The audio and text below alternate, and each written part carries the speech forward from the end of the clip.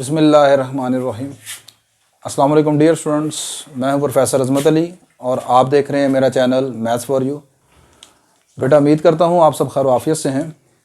जैसा कि आप लोग जानते हैं कि हमने सेकेंड ईयर मैथमेटिक्स से एक इम्पॉर्टेंट चैप्टर नंबर 2 डिफरेंशिएशन जो है ये स्टार्ट किया हुआ है और इस चैप्टर की लास्ट एक्सरसाइज हम कर रहे हैं विच आर वेरी इम्पॉर्टेंट। आपके पेपर पॉइंट ऑफ के हवाले से भी काफ़ी इम्पोर्टेंट है और वैसे भी इस डिफरेंशिएशन का जो कॉन्सेप्चुअल एक्सरसाइज हैं, ठीक है, वो आपकी 2.9 एंड 2.10 है।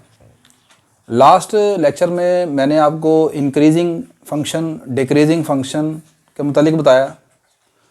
आपको मैंने बताया कि स्टेशनरी पॉइंट को, क्रिटिकल पॉइंट को, पॉइंट ऑफ इन्फ्लेक्शन को आप किस तरह डिफाइन करते हैं। ये तमाम चीज़ें मैं आपको बता चुका हूँ। आज के लेक्चर में मैं जिन टॉपिक के ऊपर डिस्कशन करूंगा they are very important topics और इन टॉपिक्स में आपने पढ़ना है रिलेटिव एक्सट्रीमा। रिलेटिव एक्सट्रीमा क्या होता है बेटा?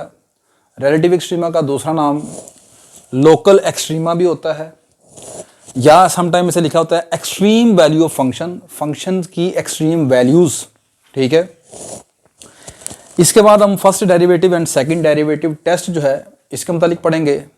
फर्स्ट डेरिवेटिव और सेकंड डेरिवेटिव टेस्ट को आप क्यों इस्तेमाल करते हैं, ठीक है, इसका यहाँ पर हम इसके मुतालिक यहाँ पर हम डिस्कशन करेंगे। तो यहाँ पर सबसे पहले रिलेटिव एक्सट्रीमा या जिसे आप लोकल एक्सट्रीमा कह रहे हैं इसके मुतालिक डिस्कशन करते हैं यहाँ पर।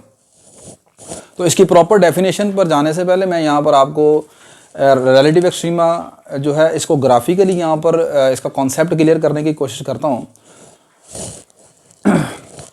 सबसे पहले देखें दो चीज़ें हैं यहाँ पर।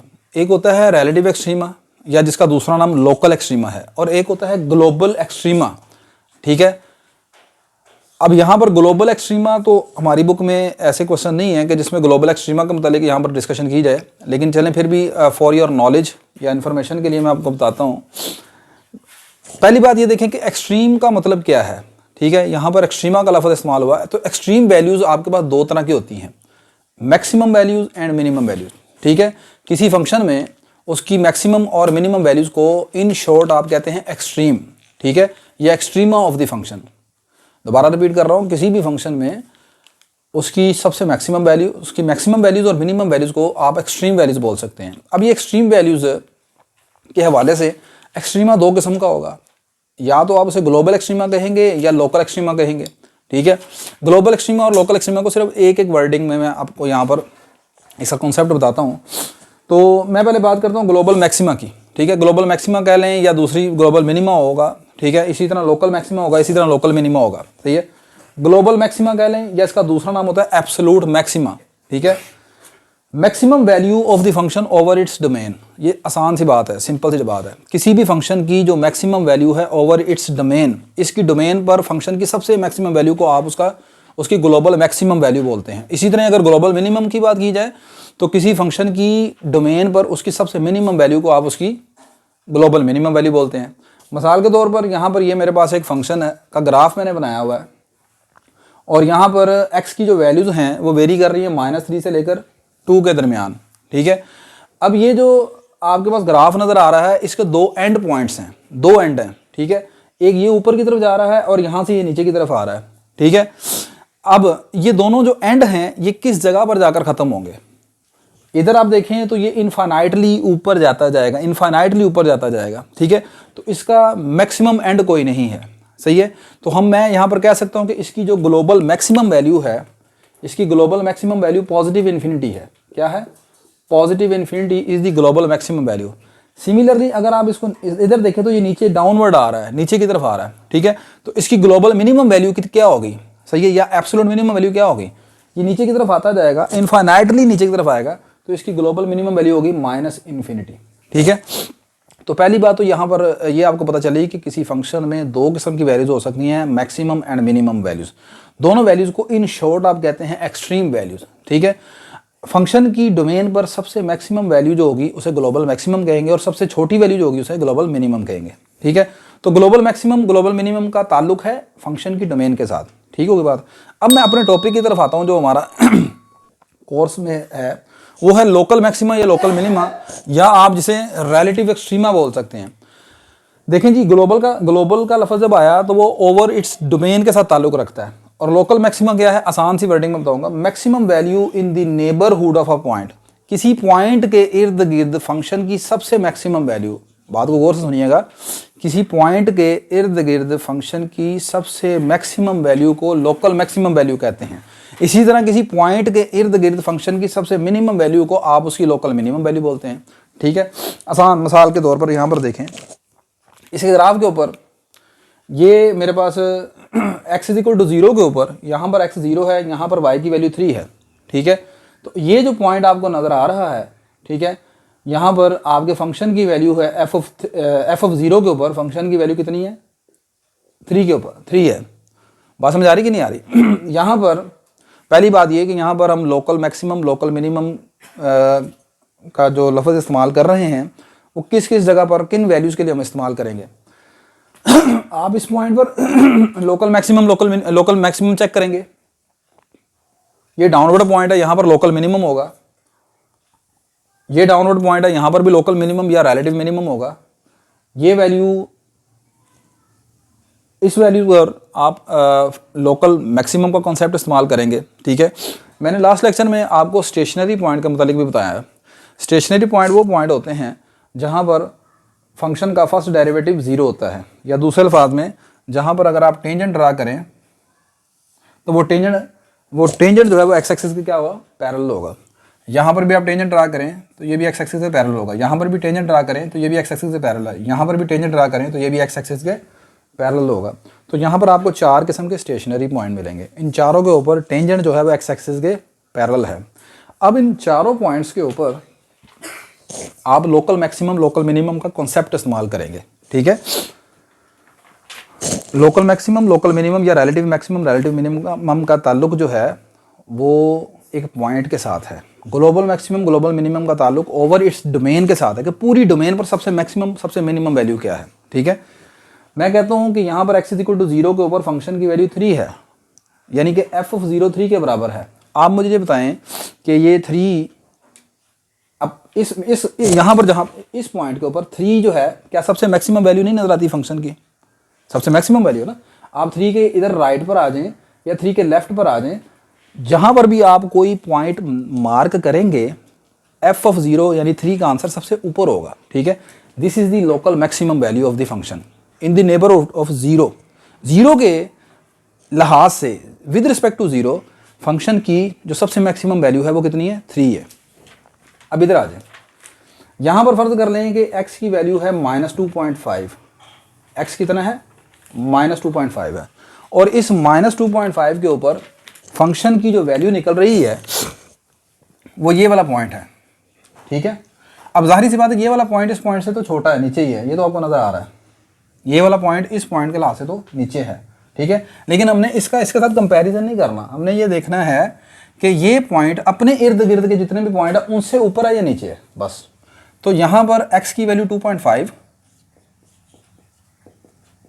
इस पर फंक्शन की वैल्यू कितनी नजर आती है, ये अप्रोक्सीमेटली यहाँ पर 2 है। ठीक है, हम समझ लेते हैं ये 2 के बराबर है। तो यहाँ पर मैं ये कहूँगा कि फंक्शन की value x is equal to -2.5 के ऊपर निकली 2। क्या ये जो वैल्यू 2 है या ये वाला जो पॉइंट आपने यहाँ पर निशान लगाया है अपने इर्द गिर्द जितने भी पॉइंट हैं उनसे ऊपर है या नीचे है? जाहिर सी बात है ऊपर नज़र आ रहा है। ठीक है, तो ये भी एक लोकल मैक्सिमम पॉइंट है या रिलेटिव मैक्सिमम पॉइंट है। तो रिलेटिव मैक्सिमम का मतलब क्या है, एक पॉइंट के हवाले से फंक्शन की वैल्यू आपने ये देखना है कि अपने इर्द गिर्द सबसे मैक्सिमम है या मिनिमम है। अगर तो वो अपने इर्द गिर्द सबसे मैक्सिमम है तो डैट इज़ रिलेटिव मैक्सिमम, और अगर वो अपने इर्द गिर्द के वाले से सबसे नीचे है तो रिलेटिव मिनिमम। ठीक है, तो इस ग्राफ में आपको 2 तरह के पॉइंट नजर आएंगे जो रिलेटिव मैक्सिमम को शो करते हैं, और 2 पॉइंट ऐसे नजर आएंगे जो रिलेटिव मिनिमम को शो करते हैं। तो यहाँ पर बेटा ये जो चीज़ है इसके इर्द गिर्द आप देखें तो ये सबसे लोवेस्ट है, नीचे है। तो ये वाला जो पॉइंट आपको नजर आएगा this is relative minimum point या local, this is relative minimum point. इसी तरह अगर आप इसको देखें तो ये भी अपने इर्द गिर्द जितने पॉइंट आप मार्क करेंगे उनमें सबसे नीचे होगा। ठीक है, तो this is also relative minimum point, relative minimum point. तो इस ग्राफ में आपको दो तरह के पॉइंट मिले, एक रिलेटिव मैक्सिमम, दो रिलेटिव मैक्सिमम है, दो रिलेटिव मिनिमम है, ठीक है। अब इन दोनों का आपस में कंपैरिजन नहीं आपने करना, ये भी एक रिलेटिव मिनिमम है, ये भी एक रिलेटिव मिनिमम है। हाँ, इन दोनों में ज़्यादा नीचे कौन है, वो ये वाला है, लेकिन इनका आपस में कोई कंपैरिजन नहीं है। कंपैरिजन क्या है, ये जो पॉइंट आपने निशान लगाया है इसका अपने इर्द गिर्द के लिहाज से देखना है आपने कि उसके लिहाज से ये नीचे है या ऊपर है।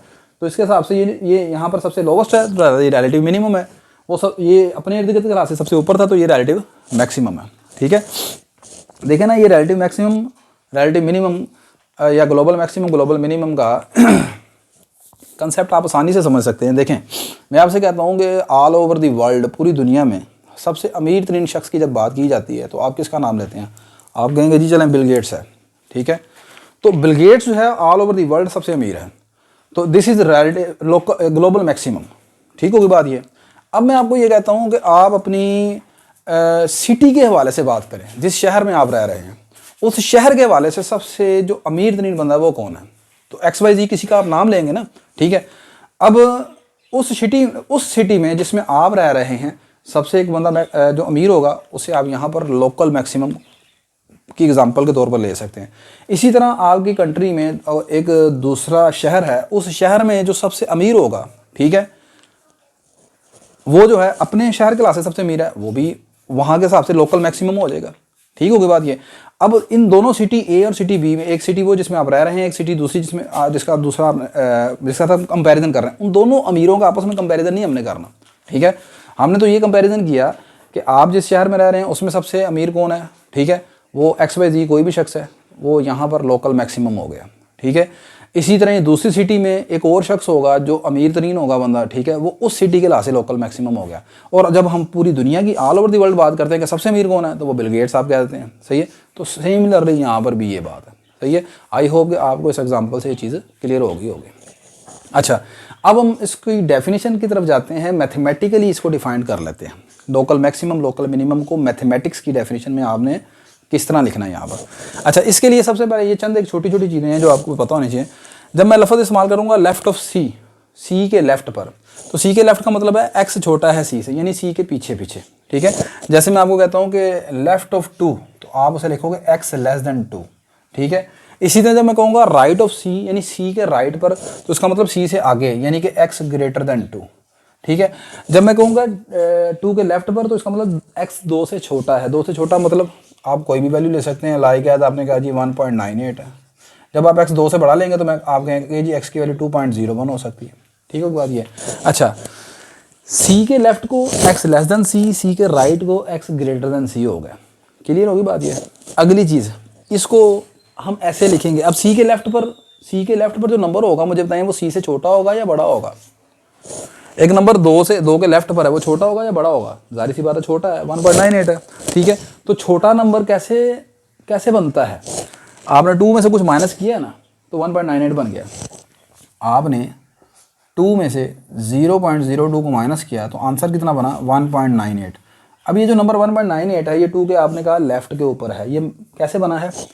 ये मिसाल के तौर पर आपका सी है, ये मैंने लिखा है डेल्टा एक्स 0.02, ठीक है। तो सी माइनस डेल्टा एक्स क्या रिप्रेजेंट करता है? सी से छोटा नंबर। इसी तरह सी प्लस डेल्टा एक्स है, वो क्या रिप्रेजेंट करेगा? सी से बड़ा नंबर। डेल्टा एक्स क्या है? एक स्मॉलर नंबर है डेट अप्रोचेस टू 0, 0 के करीब, 0 से पॉजिटिव नंबर लेकिन 0 के करीब करीब, सही है। सी के लेफ्ट का मतलब सी से छोटा, सी के राइट का मतलब सी से बड़ा। सी से छोटा number C minus delta x, C से बड़ा number C plus delta X. ये एक थोड़ा सा थ्योरेटिकल यानी कॉन्सेप्ट है, डेफिनेशन है, ये स्टूडेंट्स के लिए थोड़ी सी मुझे पता मुश्किल होती है। आप लोगों की एक नेचर बन चुकी होती है क्वेश्चन करने की, क्वेश्चन भी इंशाल्लाह हम करेंगे, ठीक है, लेकिन थोड़ा सा इस कॉन्सेप्ट को भी समझ लें। अच्छा, अगली लफ्ज़ मैंने लिखा नेबरहुड ऑफ सी। सी के नेबरहुड का क्या मतलब है? सी के नेबरहुड का मतलब है सी के इर्द गिर्द की जो वैल्यूज़ हैं, ठीक है। जब भी लफ्ज़ नेबरहुड का इस्तेमाल करते हैं आप, नेबरहुड मतलब हमसाया जिसे आप कहते हैं, ठीक है, इसका मतलब क्या है कि आपके इर्द गिर्द जो लोग बैठे हुए हैं, ठीक है, कुछ आपके घर के लेफ्ट पर होंगे, कुछ ऐसे होंगे जो आपके करके राइट पर होंगे। सिमिलरली यहाँ पर नेबरहुड ऑफ सी की जब बात की जाती है, मिसाल के तौर पर 2 के नेबरहुड की बात की रहे हैं, तो 2 का नेबरहुड का मतलब है कि 2 दरमियान में है, ठीक है। एक नंबर वो है जो 2 से आगे है, एक नंबर वो है जो 2 से पीछे है। 2 से आगे वाला नंबर 2.01 मिसाल के तौर पर, 2 से पीछे वाला नंबर 1.98, ठीक है। तो ये जो नंबर बने, ये जो इंटरवल बना 1.98 से लेकर 2.01 तक, ठीक है, ये क्या कहलाता है? 2 का नेबरहुड कहलाता है, ठीक है। अब आप कहेंगे कि 2 के लेफ्ट पर क्या हमेशा 1.98 ही लेना? नहीं, बस कोई भी छोटा नंबर होना चाहिए, ठीक है। 1.99 हो सकता है, इससे बड़ा नंबर 2.001 हो सकता है। यानी 2 के इर्द गिर्द जितने भी नंबर बनेंगे वो 2 के नेबरहुड कहलाते हैं, वो 2 के नेबरहुड में आएंगे, सही है। तो यहाँ पर अगली बात, नेबरहुड सी का लफ्ज़ इस्तेमाल कर रहा हूँ, वो क्या है? सी एक वो नंबर जो सी से छोटा है यानी सी माइनस डेल्टा एक्स, वो, और एक वो जो सी से बड़ा है सी प्लस डेल्टा एक्स, ठीक है। तो ये जो नंबर हैं इस इंटरवल में सी माइनस डेल्टा एक्स से लेकर सी प्लस डेल्टा एक्स तक, ये तमाम के तमाम नंबर क्या कहलाते हैं? नेबरहुड ऑफ सी, सही है। एफ ऑफ सी का क्या मतलब है ये तो आप जानते हैं, value of the function at x is equal to C, सही है। मिसाल के तौर पर मेरे पास एक फंक्शन लिखा हुआ है f of x is equal to x का स्क्वायर। मैं कहता हूँ आपने एफ ऑफ 0 निकालना है, तो एफ ऑफ 0 का मतलब है 0 का स्क्वायर, डेट इज 0। तो एफ ऑफ 0 मतलब value of the function at x is equal to 0, सही है। लेकिन जी अब डेफिनेशन की तरफ आते हैं। मैंने लिखा suppose that y is equal to F of x be a function defined over the interval a b. फर्ज कर लें कि एक फंक्शन है जो कि एक इंटरवल ए बी के ऊपर डिफाइंड है। डिफाइंड का मतलब कंटिन्यूस है उसके ऊपर। जैसे ये ग्राफ मैंने एक बनाया, तो ये फंक्शन डिफाइंड है कहाँ से कहाँ तक? -3 से लेकर +2 के दरमियान। तो यहाँ पर जो क्लोज इंटरवल की मैं बात कर रहा हूँ ए से बी, इस एग्जांपल के तहत वो क्या है? -3 से लेकर 2 के दरमियान है। And c minus delta x C plus delta x is subset of a b. और ये एक इंटरवल है, ओपन इंटरवल, यानी सी का नेबरहुड, ठीक है। इस ओपन इंटरवल का क्या है? सबसेट है। मैथमेटिक्स के लिहाज से ये डेफिनेशन, ज़ाहिर सी बात है आपके लिए थोड़ी सी मुश्किल होगी। मैंने जहाँ तक कॉन्सेप्ट की बात थी वो आपको बता दिया मैंने। लोकल मैक्सिमम लोकल मिनिमम का मतलब क्या है, ग्लोबल मैक्सिमम ग्लोबल मिनिमम का मतलब क्या है। लेकिन चूँकि पेपर पॉइंट ऑफ व्यू से समटाइम डेफिनेशन भी पेपर में आ जाती है, तो इसको आपको कुछ चीज़ें ज़बानी याद भी करनी पड़ेंगी, तो इसको आपने एज इट इज़ याद कर लेना। अच्छा, अब मैंने कहा f of c is called relative maximum value of y is equal to F of x. इस एफ ऑफ सी को आप फंक्शन की मैक्सिमम वैल्यू कहेंगे, इस function y is equal to F of x की मैक्सिमम वैल्यू कहेंगे अगर f of c का जवाब f of c greater than equal to हो एफ ऑफ एक्स से, for all x belong to C minus delta x C plus delta x. इसका मतलब क्या है? यही तो मैं आपको बता के आया हूँ, और वो यही बात यहाँ पर भी क्लियर है कि फंक्शन की वैल्यू का जवाब एफ ऑफ सी का जवाब एफ ऑफ सी का जवाब एफ ऑफ एक्स से बड़ा है, तमाम एफ ऑफ एक्स के लिए बड़ा है। और एक्स कहाँ से है? जो सी के नेबरहुड में है। यहाँ पर भी मैंने यही तो आपको बताया। ये देखें यहाँ पर ये चलें 0 पर बात करते हैं। 0 पर आंसर आया इसका 3।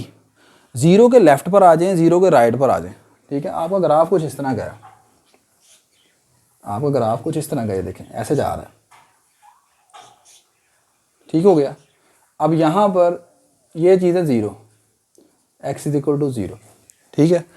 अब 0 के लेफ्ट पर आए हैं, यहाँ पर ये फंक्शन की वैल्यू है एफ ऑफ 0 पर 3 के बराबर, ठीक है।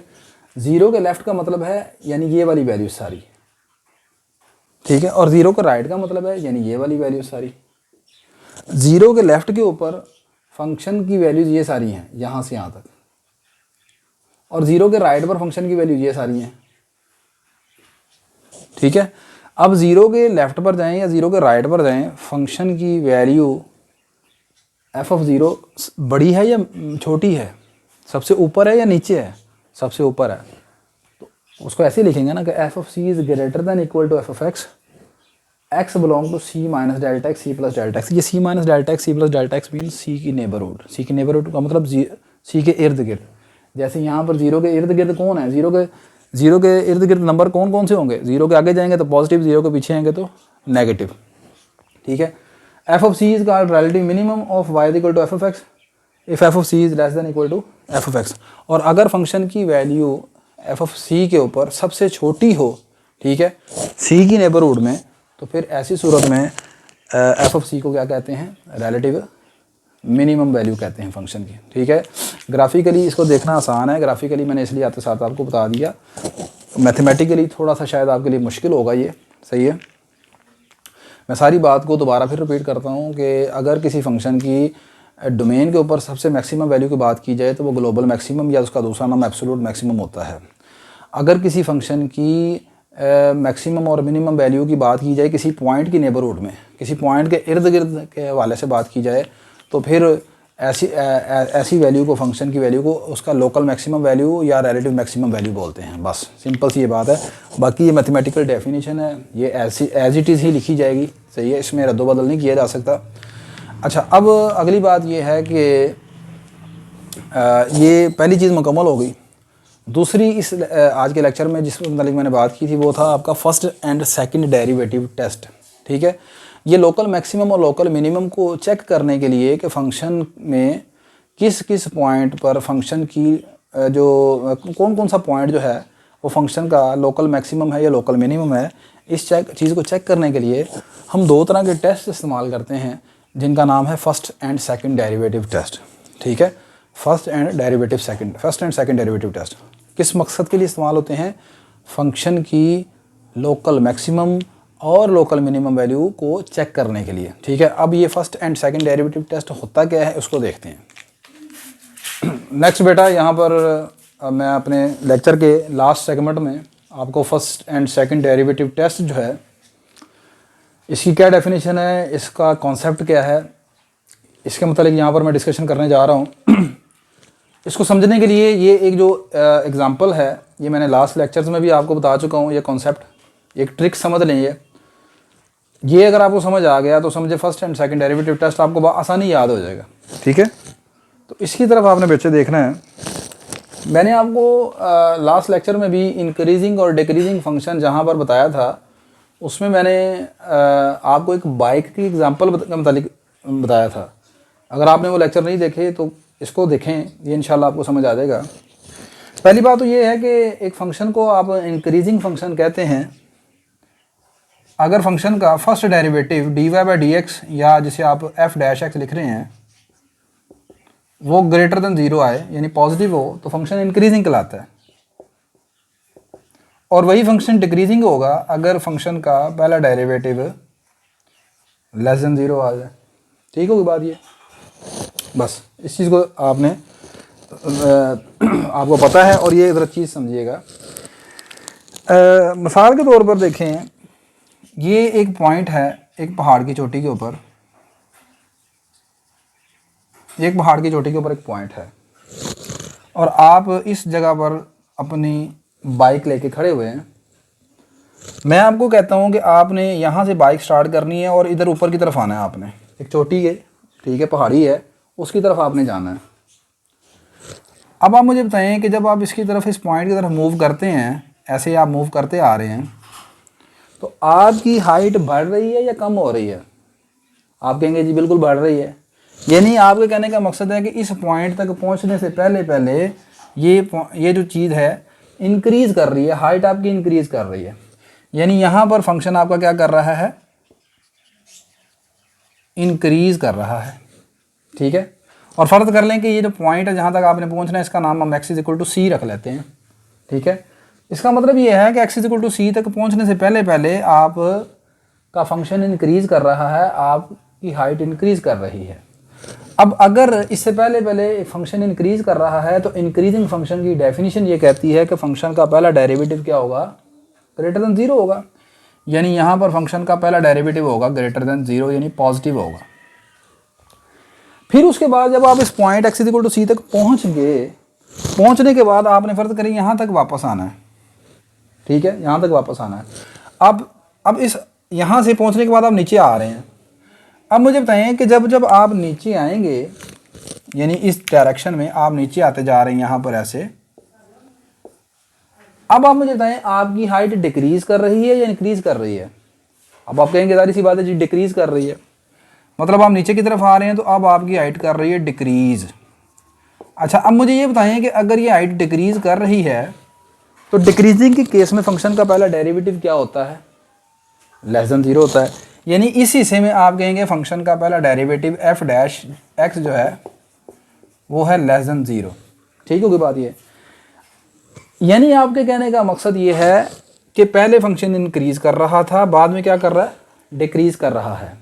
पहले इंक्रीज कर रहा था, बाद में क्या कर रहा है, डिक्रीज कर रहा है। पहले F dash x greater than 0 था, बाद में एफ डैश एक्स क्या है, लेस देन 0 है। और इन दोनों के दरमियान में, इंक्रीजिंग और डिक्रीजिंग के दरमियान में ये जो पॉइंट आपको नज़र आ रहा है ये मैक्सिमम मतलब ऊपर नज़र आ रहा है, मैक्सिमम हाइट पर नज़र आ रहा है कि लोअर पॉइंट नज़र आ रहा है या मैक्सिमम पॉइंट नज़र आ रहा है आपको? जाहिर सी बात है ये मैक्सिमम पॉइंट है। अपने इर्द गिर्द इंक्रीजिंग और डिक्रीजिंग के केस में ये सबसे ज़्यादा हाइट के ऊपर पॉइंट है, यानी ये इसका क्या है, मैक्सिमम पॉइंट है। X is equal to C क्या है, एक मैक्सिमम पॉइंट है। अब इन तमाम बातों को जरा इकट्ठा करके देखें, इसका मतलब ये है कि आपका ये point x is equal to c maximum point होगा अगर इससे पहले पहले फंक्शन इंक्रीज करे, बाद में क्या करे, डिक्रीज करे।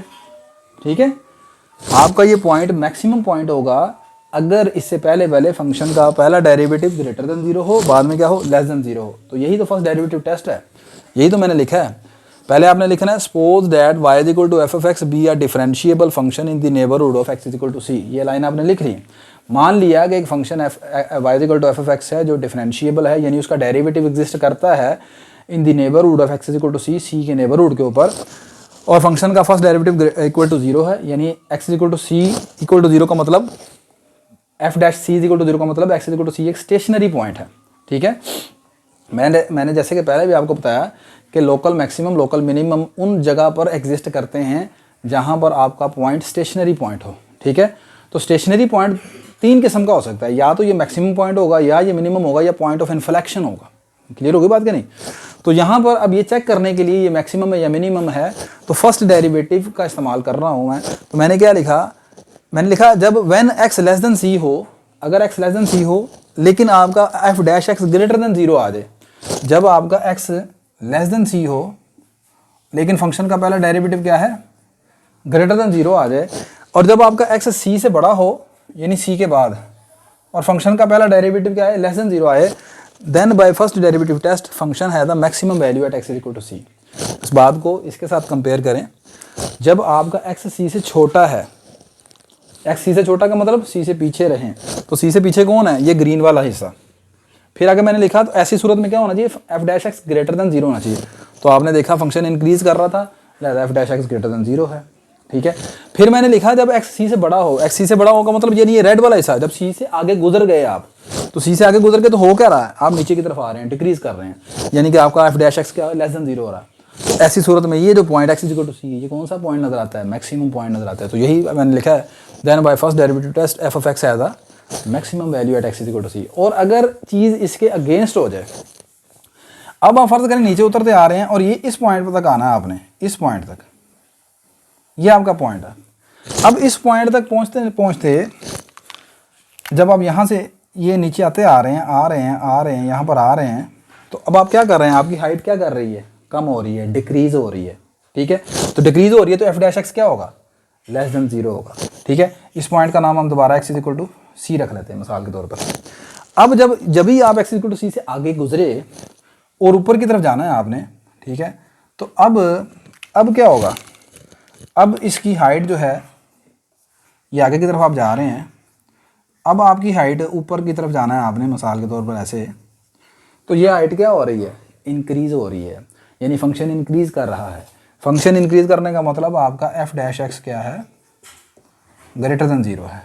तो ऐसी सूरत में ये पॉइंट आपको मिनिमम नज़र आता है, मैक्सिमम नज़र आता है, किससे पहले डिक्रीज, उसके बाद इंक्रीज, तो ये पॉइंट मिनिमम पॉइंट होगा। ठीक है, तो मिनिमम के केस में क्या लिखेंगे, जब x इज इक्वल टू सी से पहले पहले रहेंगे, तो x इज इक्वल टू सी से पहले पहले क्या मतलब है, x लेस देन सी है, तो होता क्या है, F dash x less than 0 होता है, यानी डिक्रीज करता है। और जब आप x इज इक्वल टू सी से आगे जाते हैं, यानी सी के बाद, तो ये जो ब्लू एरिया आपको नजर आ रहा है, इसमें क्या होता है, एफ डैश एक्स क्या है, ग्रेटर देन 0 है, यानी फंक्शन इंक्रीज कर रहा है। तो ऐसी सूरत में इस पॉइंट को क्या कहना चाहिए, मिनिमम पॉइंट कहना चाहिए। ठीक है, तो आई होप आपको ये बाइक की एग्जांपल से समझ आ गया होगा। जब फंक्शन पहले इंक्रीज करे बाद में डिक्रीज करे तो मैक्सिमम, और फिर जब फंक्शन नीचे डिक्रीज करे बाद में इंक्रीज करे, ठीक है, तो वो क्या है, मिनिमम। आसान सी बात है, वैसी चीज़ नज़र आती है। या आपने मैक्सिमम था, पहले फंक्शन इंक्रीज़ किया, अब आप नीचे आ गए, ठीक है। तो इस हाइट तक पहुंच के आए हैं आप, तो ये पॉइंट कौन सा होना चाहिए, मैक्सिमम पॉइंट होना चाहिए। अब नीचे आए हैं, यहाँ पर पहुंचे हैं, तो आप डिक्रीज़ कर रहे हैं, अब यहाँ से ऊपर आप जाना शुरू कर दिया, तो ये वाला पॉइंट कौन सा होगा, मिनिमम पॉइंट होगा, ठीक है। तो ये आपका फर्स्ट डेरिवेटिव टेस्ट है। फर्स्ट डेरिवेटिव टेस्ट किस मकसद के लिए इस्तेमाल किया जाता है, मैक्सिमम और मिनिमम वैल्यू को चेक करने के लिए इस्तेमाल किया जाता है फंक्शन की, ठीक है। और ये तरीक़ाकार है इसका, ठीक है। अगर ऐसा होगा तो फिर ये मिनिमम है, अगर ऐसा है यानी एक्स लेस देन सी है तो F dash x greater than 0 होना चाहिए, और एक्स ग्रेटर देन सी है तो F dash x less than 0 होना चाहिए। तो ऐसी सूरत में फंक्शन क्या करता है, इंक्रीज़ करता है, एक्स इक्वल टू सी क्या कहलाता है, मैक्सिमम पॉइंट कहलाता है। अच्छा, यही चीज़ आप सेकंड डेरिवेटिव टेस्ट से भी कर सकते हैं, और वो इससे ज़्यादा आसान है, ठीक, इस सेंस में कि उसको समझना बच्चे के लिए आसान होता है, लेकिन वो वहाँ पर इस्तेमाल नहीं करना चाहिए जहाँ पर फंक्शन का दूसरा डेरिवेटिव लेना मुश्किल हो। अब सेकंड डेरिवेटिव टेस्ट है क्या, एक फंक्शन एफ ऑफ एक्स है the minimum value at X equal to C. पहली बात, वो सेकंड डेरिवेटिव टेस्ट की जो डेफिनेशन आपने लिखनी है वो ये तो आ जाएगी सारी चीज़ ऐसे ही एज इट इज़, ठीक है। अगली चीज़ ये मैं कहूँगा, एक फंक्शन की वैल्यू मिनिमम होगी एक्स इज इक्वल टू सी के ऊपर। सेकंड डेरिवेटिव से ये कहता है अगर सेकंड डेरिवेटिव का जवाब एक्स इज इक्वल टू सी के ऊपर ग्रेटर देन 0 आ जाए, मतलब आपने फंक्शन का सेकंड डेरिवेटिव निकाला, उसमें ये एक्स इज इक्वल टू सी, जिसको चेक करना है कि वो मैक्सिमम है या मिनिमम है, आपने उसके सेकंड डेरिवेटिव में इसको पुट किया और आंसर पॉजिटिव आ गया, तो फिर ये x is equal to C क्या कहलाता है, मिनिमम पॉइंट कहलाता है। और अगर आपका सेकंड डेरिवेटिव का जवाब एक्स इज इक्वल टू सी पर आया लेस देन 0, ठीक है, तो फिर ये point x is equal to C क्या कहलाएगा, मैक्सिमम पॉइंट कहलाएगा। बात समझ आ गई कि नहीं आ गई। उल्टा काम है, जब सेकंड डेरिवेटिव ग्रेटर देन 0 है तो ये पॉइंट मिनिमम है, जब सेकंड डेरिवेटिव लेस देन 0 है तो फिर ये क्या है, मैक्सिमम पॉइंट है, ठीक है। ये फिजिक्स में भी आप इसको अच्छी तरीके से समझ सकते हैं कि सेकंड डेरिवेटिव कहलाता है, एक्चुअली सेकंड डेरिवेटिव जो है ना एक्चुअली शोज एक्सेलरेशन। फिजिक्स में आप इसको पढ़ते हैं, सेकंड डेरिवेटिव एक्सेलरेशन होता है, ठीक है।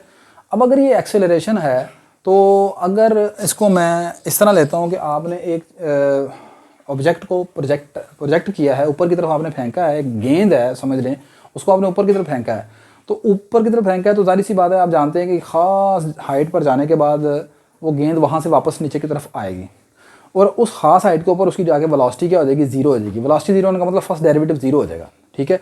और जिस जगह पर वेलोसिटी जाकर 0 होती है that is called stationary point, mathematics में उसे आप स्टेशनरी पॉइंट कहते हैं, ठीक है। अब जब ये ऊपर की तरफ जा रही है तो इसकी वेलोसिटी बढ़ रही है, स्पीड ऊपर की तरफ जाती है बढ़ रही है, सही है, यानी फर्स्ट डेरिवेटिव पॉजिटिव है। फर्स्ट डेरिवेटिव को मैथमेटिक्स में फिजिक्स में वेलोसिटी बोलते हैं, सेकंड डेरिवेटिव को एक्सेलरेशन बोलते हैं। जिस जगह पर वेलोसिटी जाकर 0 हो जाती है वो पॉइंट, वो स्टेशनरी पॉइंट कहलाता है। अब मैं फिजिक्स में, अगर आप फिजिक्स से स्टूडेंट हैं तो फिर आप इस बात को अच्छी तरह समझते होंगे कि जो चीज़ें ऊपर की तरफ फेंकी जाती हैं उनका ग्रेविटेशनल एक्सेलरेशन नेगेटिव लिया जाता है, ग्रेविटेशनल एक्सेलरेशन इज नेगेटिव। तो ये आपने बॉल को फेंका ऊपर की तरफ, इस पॉइंट पर आकर उसकी वेलोसिटी क्या हो गई, 0 हो गई, तो ऊपर जाते जाते इसका एक्सेलरेशन क्या होगा, क्या होगा, एक्सेलरेशन नेगेटिव होगा। ग्रेविटेशन एक्सेलरेशन जी की वैल्यू नेगेटिव होती है जब आप ऊपर जाते हैं। तो अब सेकंड ग्रेविटेशन एक्सेलरेशन है कौन, सेकंड डेरिवेटिव, तो सेकंड डेरिवेटिव का नेगेटिव होना क्या शो करता है कि ये वाला पॉइंट मैक्सिमम है। आपने ऊपर की तरफ फेंका, इस जगह पर बॉल आई, बॉल आने के बाद यहाँ पर उसकी वेलोसिटी 0 हो गई, लेकिन इससे पहले एक्सेलरेशन क्या है, नेगेटिव है। एक्सेलरेशन नेगेटिव होना, सेकंड डेरिवेटिव नेगेटिव होना, यानी सेकंड डेरिवेटिव लेस देन 0 होना। सेकंड डेरिवेटिव लेस देन 0 है, ये पॉइंट कौन सा नजर आता है, मैक्सिमम। तो यही लिखा है मैंने कि by using second derivative test, अगर सेकंड डेरिवेटिव लेस देन 0 आएगा तो ये पॉइंट मैक्सिमम को लाएगा, और अगर ग्रेटर देन 0 आएगा तो फिर ये पॉइंट क्या होगा, मिनिमम होगा, ठीक है। तो आज के लेक्चर में बेटा हमने लोकल मैक्सिमम लोकल मिनिमम के मतलब देखा, एब्सोल्यूट मैक्सिमम एब्सोल्यूट मिनिमम के मतलब देखा, first and second derivative test के मतलब देखा। इंशाल्लाह नेक्स्ट लेक्चर में इन तमाम चीज़ों का जो कॉन्सेप्ट है वो मैं नेक्स्ट लेक्चर में डिस्कस करूँगा, क्योंकि लेक्चर की लेंथ पहले ही काफ़ी ज़्यादा लंबी होगी वीडियो की, ठीक है। तो नेक्स्ट लेक्चर में first derivative second derivative test का जो इस्तेमाल है उसको सीखेंगे हम, ठीक है। इससे रिलेटेड क्वेश्चन करेंगे। मेरी इस वीडियो में अगर कोई चीज़ आपको ना समझ आई हो तो मेरा ये जो व्हाट्सएप का नंबर आपके सामने आ रहा है, आप इसमें मुझे मैसेज कर सकते हैं, मैं इंशाल्लाह रिप्लाई करूँगा। मेरी ये वीडियो बेटा अगर आपके लिए हेल्पफुल है तो मेरी इस वीडियो को आप लाइक करें, शेयर करें, मेरे चैनल को सब्सक्राइब करें। इंशाल्लाह नेक्स्ट लेक्चर में दोबारा आपसे मुलाकात होती है, तब तक के लिए मुझे इजाज़त दीजिए। अल्लाह हाफ़िज़।